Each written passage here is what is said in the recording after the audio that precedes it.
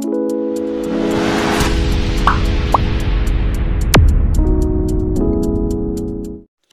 Students, my name is Sonia Rathi और आप लोगों को पता है कि हम एडुकार्ड की बुक के जो क्वेश्चन पेपर्स दे रखे हैं, इसमें सैंपल क्वेश्चन पेपर्स दे रखे हैं, वो हम कर रहे हैं। एक पेपर हम ऑलरेडी कर चुके हैं, सेकंड पेपर का भी हम एक सेक्शन कर चुके हैं। सेक्शन ए मैं ऑलरेडी अपलोड कर चुकी हूं। अगर आपने अभी तक वो नहीं देखा है तो डिस्क्रिप्शन बॉक्स में मैं उसका लिंक डाल दूंगी, जहां से जाके आप देख सकते हो। और आज की जो पार्ट है उसमें हम करने वाले हैं पार्ट बी और सी को, मतलब सेक्शन बी और सी को कंप्लीट करेंगे। इट मींस 55 क्वेश्चंस तक हम कंप्लीट करेंगे। तो चलिए स्टूडेंट्स, देर ना करते हुए हम स्टार्ट करते हैं। तो देखिए, सेक्शन बी का जो है फर्स्ट क्वेश्चन है, विच of the following colligative property can be determined at room temperature.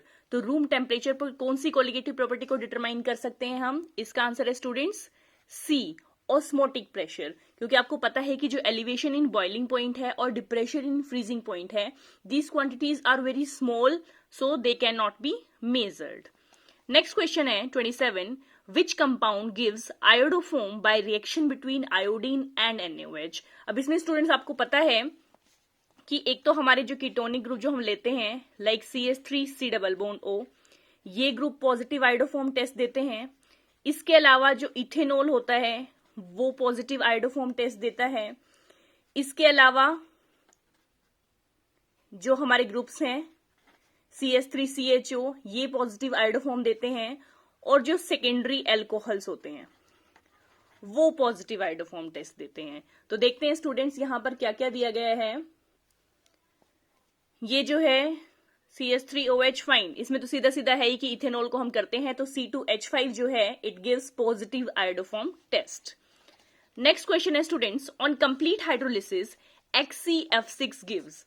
देखिए, लास्ट वाला जो सैंपल पेपर था उसमें हमने क्या किया था कि उसमें जो है पार्शियल हाइड्रोलिसिस पूछी हुई थी, और उसमें अगर आपको याद हो तो क्या बनता था, XeO2F2 बनता था। लेकिन यहां पर क्या पूछी है, कंप्लीट हाइड्रोलिसिस पूछी है कि जब हम SCF6 की कंप्लीट हाइड्रोलिसिस करते हैं, तो ये उस क्वेश्चन में भी मैंने ऐसे आपको बताया था, तो यहां पर क्या बन जाता है, XeO3 plus 6HF।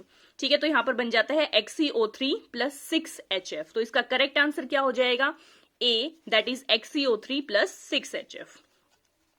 29th question है students, the reagent used to distinguish a reducing monosaccharide from a reducing disaccharides.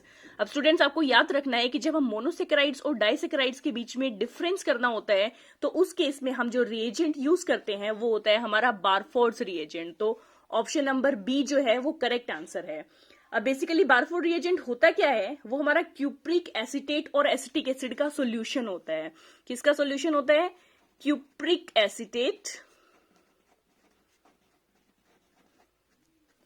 Plus acetic acid. तो आपको ये ध्यान रखना है, बारफोर्ड रिएजेंट भी आपसे पूछा जा सकता है, तो आप लोगों को पता होना चाहिए क्या होता है, solution of cupric acetate and acetic acid.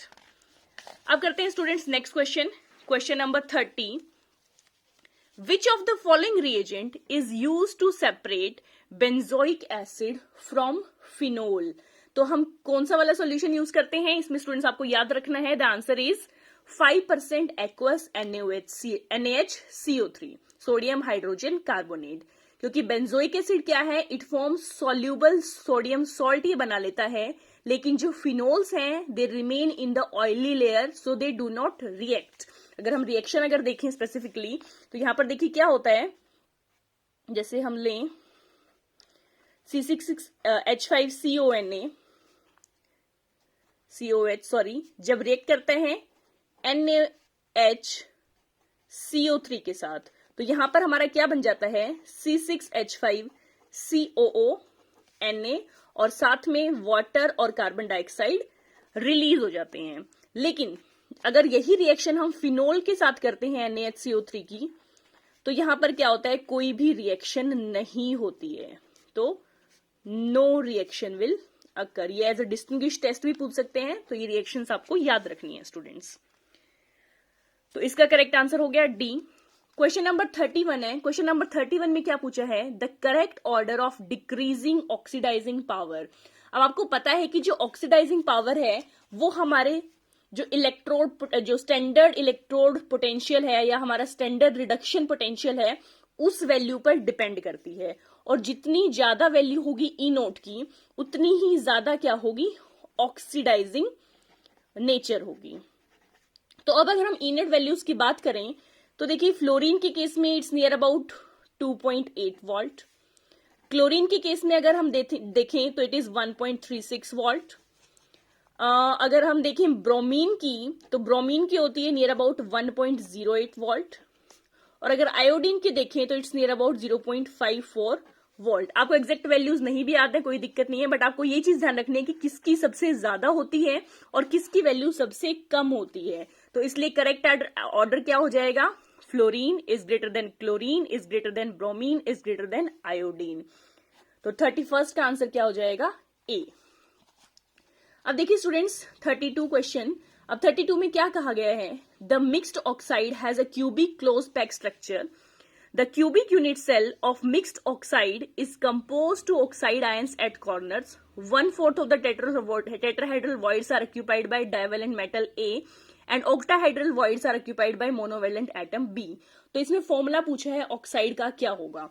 देखिए सबसे पहले तो क्या कहा है कि जो ऑक्साइड है यानी कि O2 नेगेटिव है, it is mixed eight the corners. अब कॉर्नर्स का मतलब आपको पता है 8 × 1/8, तो कितनी इसकी वैल्यू हो गई, 1 हो गई। मतलब हमारे जो आयंस आ गए वो कितने हो गए, 1 हो गए। अब आपको पता है, ये मैंने आपको लास्ट क्लास में बताया था कि जो टेट्राहेड्रल वॉइड्स होते हैं वो कितने होते हैं। सपोज हमने इसको x माना था तो ये 2x हो गया। इट मीन्स कितने हो जाएंगे टेट्राहेड्रल वॉइड्स, 2 × 1। सॉरी स्टूडेंट्स 1/4 दे रखा है ना, सो सॉरी।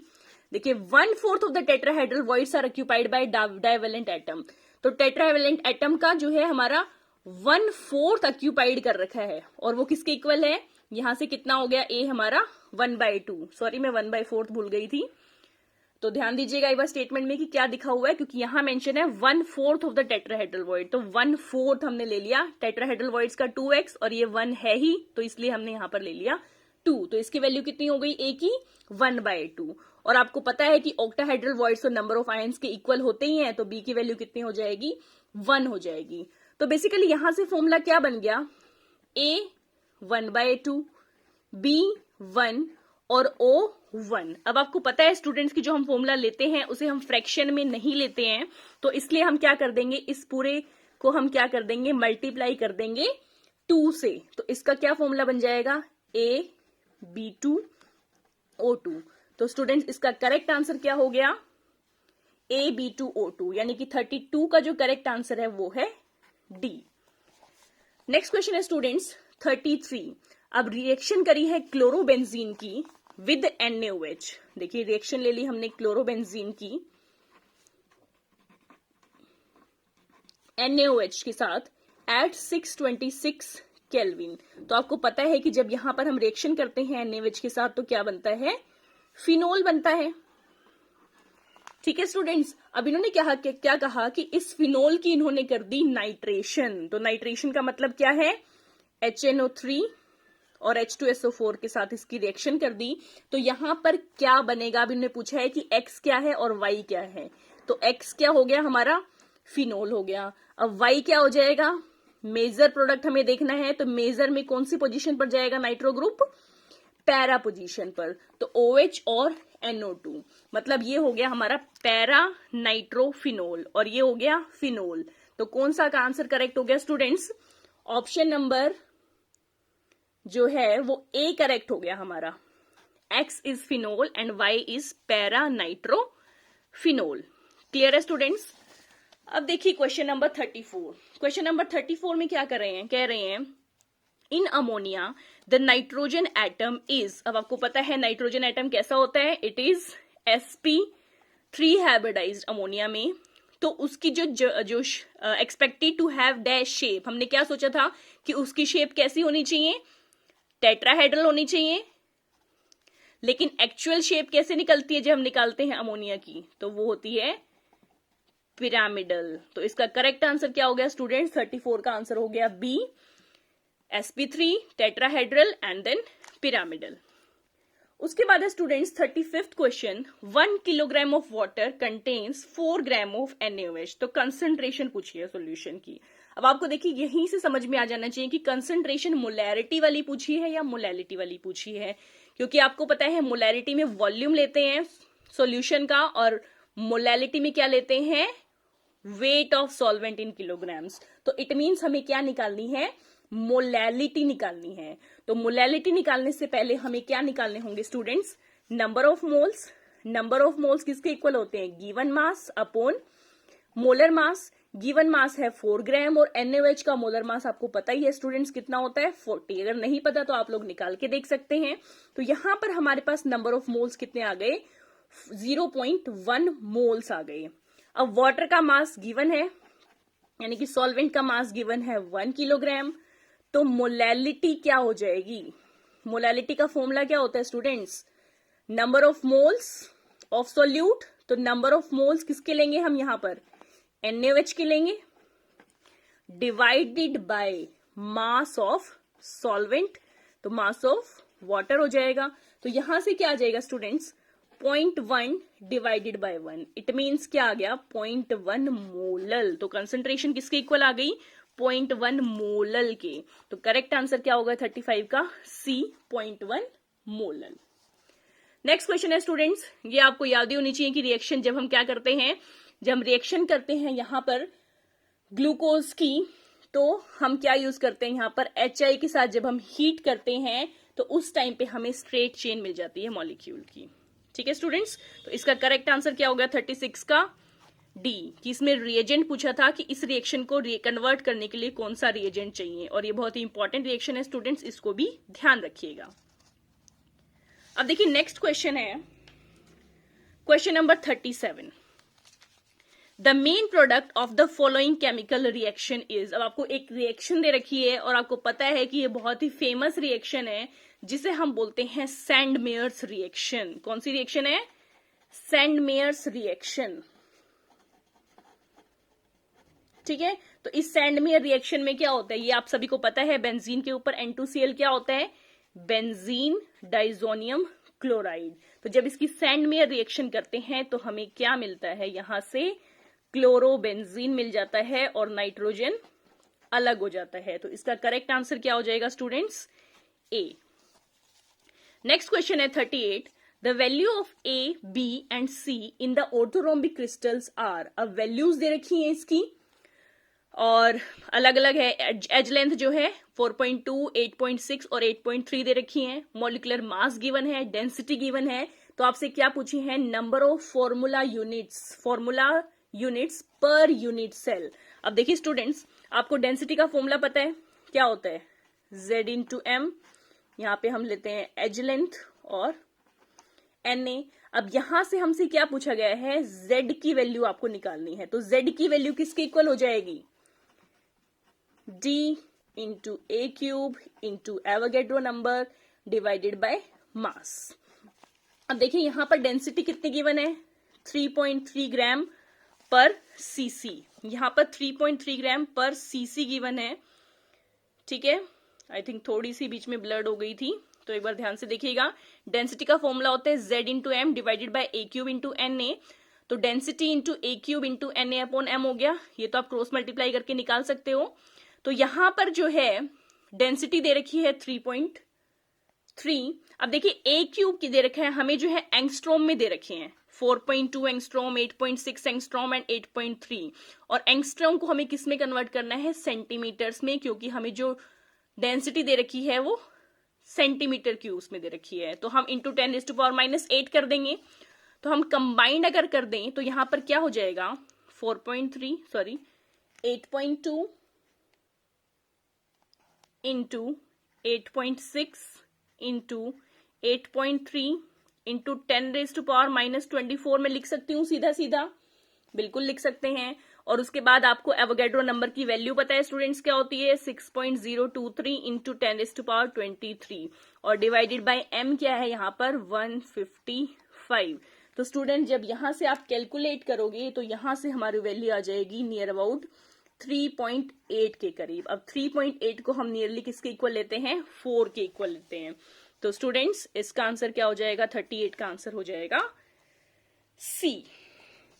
अब देखिए स्टूडेंट्स 39th क्वेश्चन है, the correct sequence of decrease in the basic strength of the following hydrides is. अब करेक्ट सीक्वेंस पूछी है कि क्या सीक्वेंस होगी। आप सभी को पता है students, as we move down the group the atomic size of the element increases, और जैसे जैसे एटॉमिक साइज इंक्रीज होता है तो इलेक्ट्रॉन डेंसिटी क्या होती है, इट डिक्रीजेज। और जब इलेक्ट्रॉन डेंसिटी डिक्रीज हो गई तो इलेक्ट्रॉन को डोनेट करने की टेंडेंसी जो है वो भी क्या हो जाएगी, डिक्रीज हो जाएगी। और जब इलेक्ट्रॉन डेंसिटी डिक्रीज हुई है, इलेक्ट्रॉन को डोनेट नहीं कर पाता, तो इसका मतलब क्या है, बेसिसिटी क्या हो जाएगी, वो भी डिक्रीज हो जाएगी। तो इट मींस यहां पर करेक्ट आंसर क्या हो गया, NH3 is greater than PH3 is greater than ASH3 greater than SBH3 then BiS3, क्योंकि आपको पता है ये सारे के सारे क्या हैं, हमारे एक ग्रुप के एलिमेंट्स हैं, नाइट्रोजन, फॉस्फोरस, आर्सेनिक,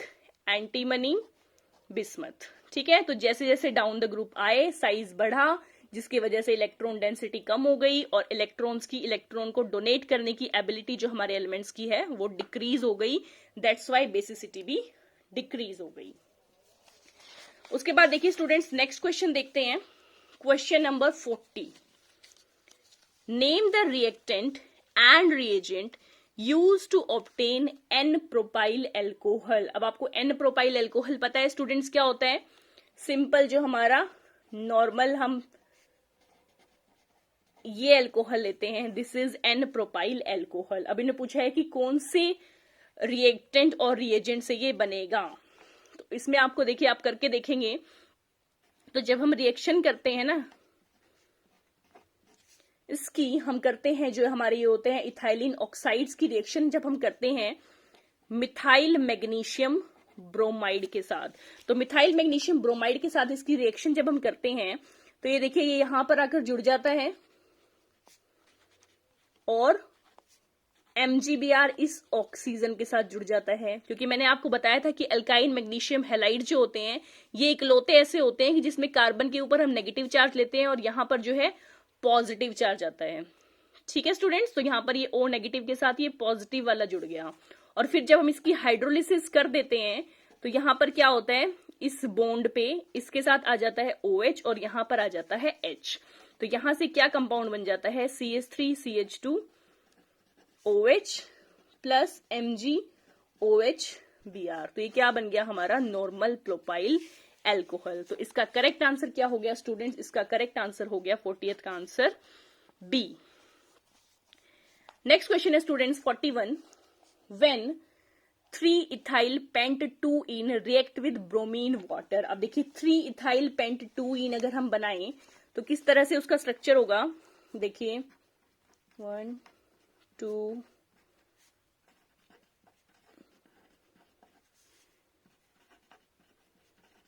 यहां पर इथाइल है, 1 2 3 इथाइल 1 2 2 पेंट 2 इन, बिल्कुल ठीक है। तो अब यहां पर इन्होंने कहा है कि जब इसकी रिएक्शन करते हैं ब्रोमीन वाटर के साथ तो हमें मेन प्रोडक्ट आप यहां पर क्या मिलता है। तो स्टूडेंट्स आपको पता है कि यहां से ये बॉन्ड है टूटती है और एक जगह लग जाता है OH और एक जगह क्या लग जाता है हमारा Br, तो इट मींस यहां पर क्या रिएक्शन बनेगी, CH3 CH2 C, ये एज इट इज रहेगा, ये भी एज इट इज रहेगा। अब यहां पर क्या लग जाएगा OH और यहां लग जाएगा Br, तो इसका नाम क्या है students, 1 2, this is 2 bromo 3 ethyl pentane 3 ओल। तो इसका करेक्ट आंसर क्या हो गया students, the correct answer is C, 2 bromo 3 ethyl pentane 3 ओल। अब देखिए स्टूडेंट्स नेक्स्ट क्वेश्चन है 42, विच of the following statement is not correct about group 16। अब आपको पता है ऑक्सीजन डायटोमिक मॉलिक्यूल है, ये स्टेटमेंट बिल्कुल ठीक है। हाइड्रोजन बॉन्डिंग वाटर में प्रेजेंट होती है, ये भी बिल्कुल सही है। All elements react with halogen, ये भी बिल्कुल सही है। अब यहां पर स्टेटमेंट देखिए C, sulphur shows covalency of 3, तो ये जो स्टेटमेंट है स्टूडेंट्स ये रॉन्ग है, क्योंकि सल्फर जो है +4 और +6 ऑक्सीडेशन स्टेट्स एग्जिबिट करता है। तो इसका करेक्ट आंसर क्या हो गया? सी। नाउ क्वेश्चन नंबर 43 क्या दे रखा है students? Identify the tertiary alcohol from the given set. अब टर्शरी अल्कोहल ये आइडेंटिफाई करना मैंने आपको पिछली वीडियोस में भी बताया था। तो यहां से आप देखिए स्ट्रक्चर को अगर ड्रॉ करके देखोगे, जो फर्स्ट स्ट्रक्चर दे रखा है, तो this is like this.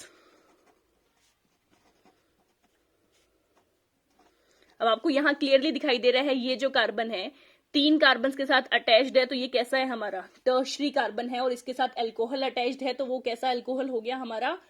Tertiary alcohol हो गया।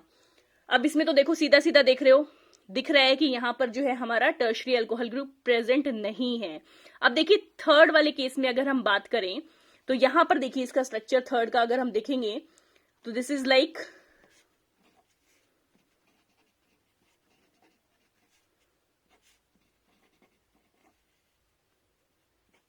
ये है। तो यहां पर देखिए आप ये कार्बन अगेन 3 कार्बन के साथ अटैच्ड है, 1 2 3। तो ये अल्कोहल कैसी है? टर्शरी अल्कोहल है। और यहां पर भी टर्शरी अल्कोहल प्रेजेंट नहीं है, साफ स्ट्रक्चर में दिख रहा है। तो स्टूडेंट इसका करेक्ट आंसर क्या हो गया हमारा? फर्स्ट भी है और थर्ड भी है। It means correct answer is C, first and third. Clear है स्टूडेंट्स? अब देखिए next question, what product is formed when methyl chloride is reacted with KCN। जब मिथाइल क्लोराइड की हम रिएक्शन करते हैं KCN के साथ तो क्या बनता है? आप सभी को पता है साइनाइड बनाता है। CH3Cl हमने रिएक्ट कर दिया KCN के साथ, तो क्या बन जाता है? CH3CN और KCl अलग हो जाता है। अब देखिए या तो इन्होंने लिखा होता कि मिथाइल साइनाइड, देखो यहां पर कंफ्यूजन हो सकती है आप लोगों को दो में, एसीटोसाइनाइड या एसीटोनाइट्राइल। अब या तो लिखा होता मिथाइल साइनाइड तो ये करेक्ट आंसर होता, या फिर लिखा हो एसीटोनाइट्राइल। ठीक है, तो एसीटोसाइनाइड हमारा प्रॉपरली अगर नॉमेनक्लेचर के अकॉर्डिंग देखा जाए तो ये प्रॉपर नेम नहीं है, तो इसका करेक्ट आंसर क्या हो जाएगा? एसीटोनाइट्राइल। हाँ, अगर मिथाइल साइनाइड दिया होता तो वो भी आंसर हो जाता, उस केस में फिर ऐसा ऑप्शन भी दिया होता कि both B and C. Clear है स्टूडेंट्स? अब देखिए नेक्स्ट है असर्शन एंड रीजनिंग वाले क्वेश्चन। इसमें आपको पता ही है, स्टेटमेंट मैं नहीं बताऊंगी दोबारा कि both A and R are true, कौन सा ए है। हम आते हैं डायरेक्ट क्वेश्चन पर। देखिए 45th क्वेश्चन है, क्लोरीन वाटर, यहां पर सी नहीं लगा हुआ, लगा लीजिएगा। Chlorine water has both oxidizing as well as bleaching property. तो ये बात बिल्कुल सही है। And chlorine reacts with water to evolve nascent oxygen. तो ये बात, इसका रीजन बिल्कुल सही है, क्योंकि आप अगर देखोगे तो क्लोरीन जब वाटर के साथ रिएक्ट करता है तो यहां पर 2HCl रिलीज होता है और नेसेंट ऑक्सीजन रिलीज होती है।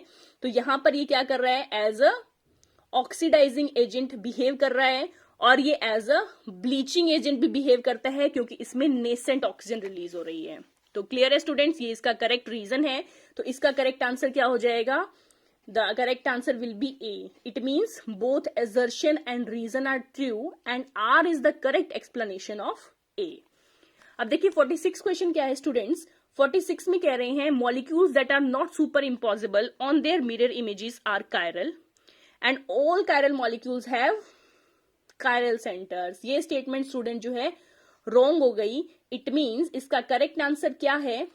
ए तो ट्रू है लेकिन आर जो है फॉल्स है। It means answer is C. 47th question है students, the solubility of HCl in water doesn't follow Henry's law. बिल्कुल सही बात है। Henry's law is not applicable to polar substances. ये अगेन रॉन्ग स्टेटमेंट हो गई, this is false. It means इसका answer भी क्या हो जाएगा? सी, कि असर्शन ट्रू है बट रीजन जो है फॉल्स है, क्योंकि जो हेनरीज लॉ है वो एप्लीकेबल होती है both polar as well as on non polar substances.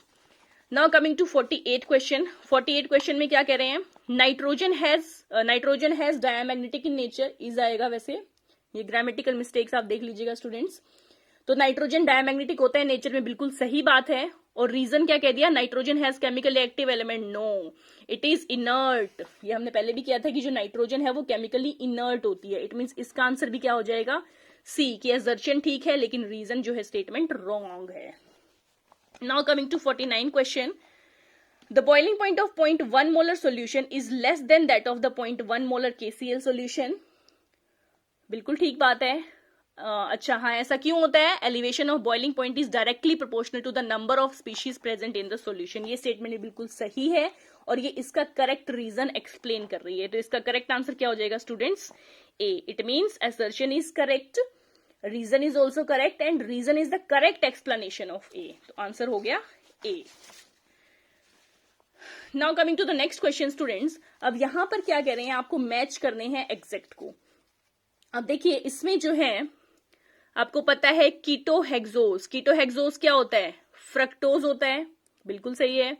अब जो प्रोटीन्स होते हैं, प्रोटीन्स हमारे क्या होते हैं? दे गिव मोलिश टेस्ट, बिल्कुल देते हैं।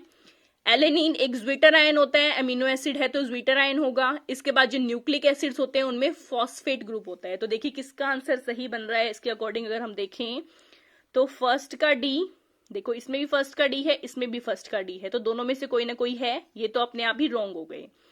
नेक्स्ट है सेकंड का सी, इसमें भी सेकंड का सी है, इसमें भी सेकंड का सी है। अगेन यहां पर भी कंफ्यूजन सॉल्व नहीं हुई। अब थर्ड का ए, अब यहां पर थर्ड का ए, यस, तो ऑप्शन नंबर कौन सा करेक्ट हो गया? ए करेक्ट हो गया। तो इस तरह से भी आप जो है क्वेश्चंस को कर सकते हैं, एमसीक्यूज को। Now coming to the question number 51, which of the following analogies is correct. अब देखो दिख ही रही है क्वेश्चन में ही, सोडियम वेपर लैंप को हम यूज करते हैं, सोडियम को as a vapour lamp use करते हैं, और आर्गन को हम इलेक्ट्रिक लैंप्स में यूज करते हैं। ये पिछले सैंपल पेपर में भी हमने किया था, अब बस फॉर्म चेंज करके आ गया है क्वेश्चन। तो इसका करेक्ट आंसर क्या हो गया? ए। नेक्स्ट क्वेश्चन है स्टूडेंट्स 52। अब 52 में क्या कर रखा है, इन्होंने कहा है कि absence of plane of symmetry को क्या बोलते हैं। अब आपको पता है कि absence of plane of symmetry को क्या बोलते हैं? कायरलिटी बोलते हैं। इट मींस ये ऑप्शन भी गलत हो गया और यहां से ये ऑप्शन भी गलत हो गया। अब बात है कि रेसिमाइजेशन है नेक्स्ट इन्फॉर्मेशन या इन्वर्जन है। तो देखो यहां पर क्या कहा गया है कि change in the configuration of asymmetrical और कायरल कार्बन एटम। अच्छा यहां पर इन्होंने चेंज, यहां पे थोड़ा सा चेंज होगा स्टूडेंट, यहां पर चेंज आएगा, चेंज इन कॉन्फ़िगरेशन, और चेंज इन कॉन्फ़िगरेशन को क्या बोल देते हैं? इन्वर्जन। तो इसका आंसर क्या हो गया? 52 का डी आंसर हो गया।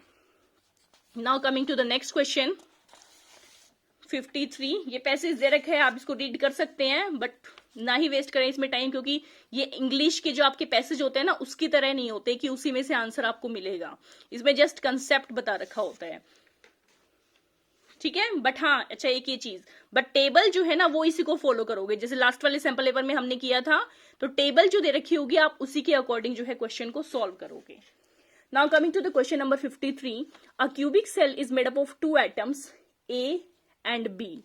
अब एटम ए जो है they are present at the corners, it means atom A कितना है? 1/8 into 8, दैट इज 1। अब कह रहे हैं B is present at the centre, centre में आपको ऑलरेडी पता है 1 होता है, तो फॉर्मूला क्या हो जाएगा? ये तो बिल्कुल ही सीधा सा क्वेश्चन हो गया। फॉर्मूला क्या हो गया? A1B1 that is AB। तो 53 का आंसर क्या हो गया? A। इसके बाद है 54 question, the example of hexagonal system is. अब हेक्सागोनल सिस्टम के एग्जाम्पल्स कौन से हैं? ग्रेफाइट भी है और जिंक ऑक्साइड भी है। ये स्टूडेंट्स आपको लर्न ही करने होंगे, जब हम टेबल करते हैं तो उसमें बहुत सारे एग्जांपल्स दिए हुए हैं एनसीईआरटी में, तो उसमें से आपको लर्न करने होंगे एग्जांपल्स। तो 54 का आंसर क्या हो गया? C, A and B both.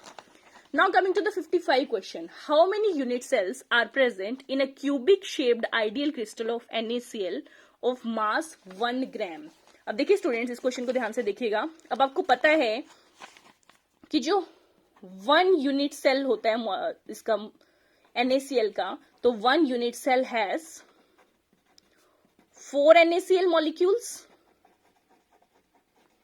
ये चीज क्लियर है। उसके बाद 1 ग्राम NaCl अगर हम देखें, उसमें मोल्स निकालें तो given mass upon molar mass, given mass कितना है? 1 ग्राम दे रखा है। मोलर मास आपको पता है 58.5 ग्राम होता है, तो इतने मोल्स हो गए हमारे पास, ठीक है।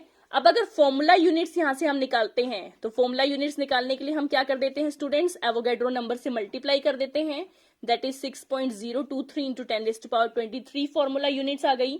अब यहां से अगर आप सॉल्व करोगे तो it will be equal to 1.029 into 10⁻23 formula units, ठीक है।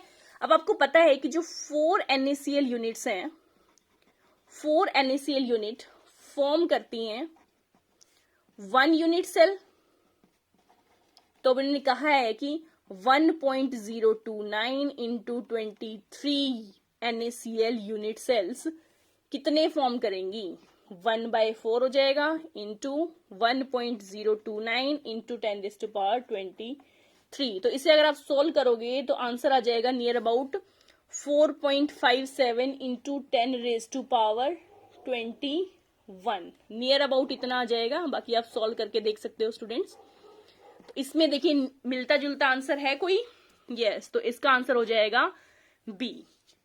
तो आई थिंक आपको ये क्वेश्चंस क्लियर होंगे स्टूडेंट्स। तो इसी के साथ जो है हमने सैंपल पेपर 2 को भी कंप्लीट कर लिया है, और नेक्स्ट क्लास में हम करेंगे अगले सैंपल पेपर को। तो आई होप कि आपको क्लासेस अच्छी लग रही होंगी स्टूडेंट्स, और आपको अगर इनके पीडीएफ चाहिए तो आप डिस्क्रिप्शन बॉक्स में जाके देख सकते हैं। डिस्क्रिप्शन बॉक्स में मैंने लिंक डाल रखे होते हैं, जो है मेरी जो पीडीएफ है इनकी, तो वहां से आप डाउनलोड करके क्वेश्चंस की प्रैक्टिस कर सकते हैं जैसे आप चाहें। मेन बात है आपको प्रैक्टिस करनी है क्वेश्चंस की ज्यादा से ज्यादा।